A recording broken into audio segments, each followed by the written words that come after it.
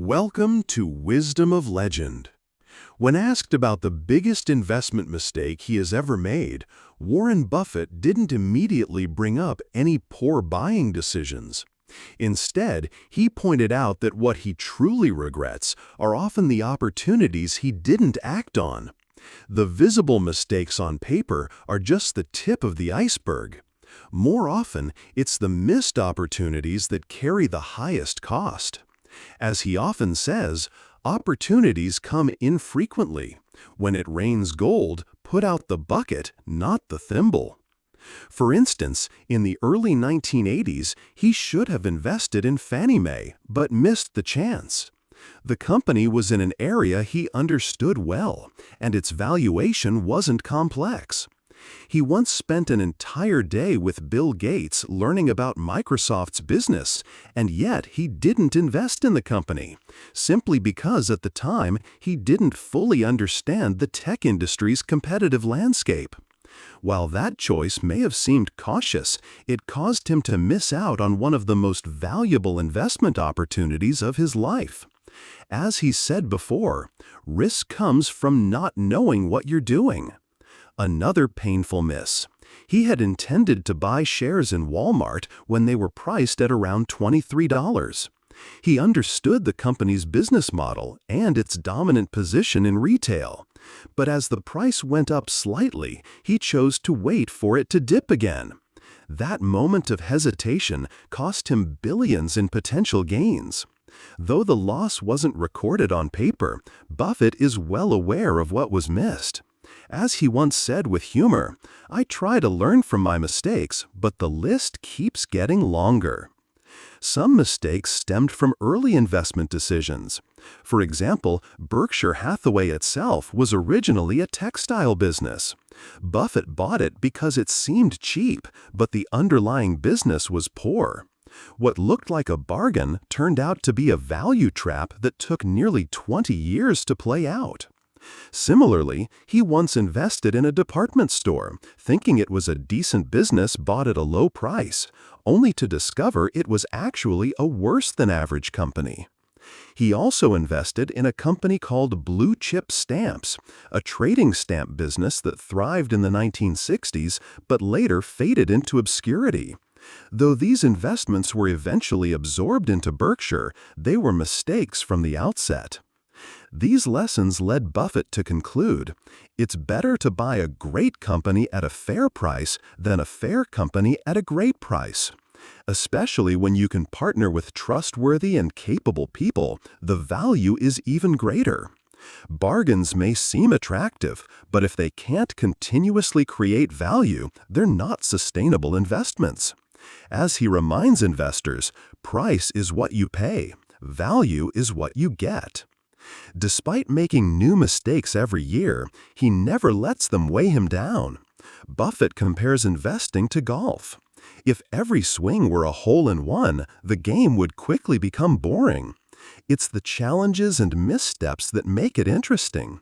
As he says, if you're having fun in investing, you're probably doing something wrong.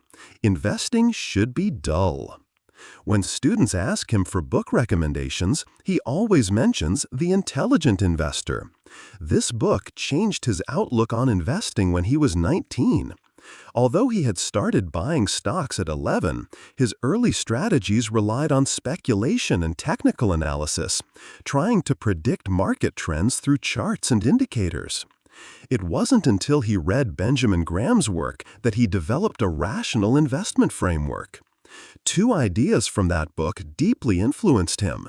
Stocks are not just symbols or numbers, they represent ownership in actual businesses. Investors should understand the company's operations, competitive position, and leadership, not just its price movement. Market emotions are not facts. They merely present opportunities. As he famously quoted, "Be fearful when others are greedy, and greedy when others are fearful." Graham's concept of Mr. Market remains a core principle for Buffett. The market is like an emotional partner, offering you different prices daily. You don't need to trade with him every day. Just act when he's irrationally pessimistic or overly euphoric. This idea is simple yet powerful. For example, even when a business is stable, its stock price can fluctuate wildly, and therein lies opportunity.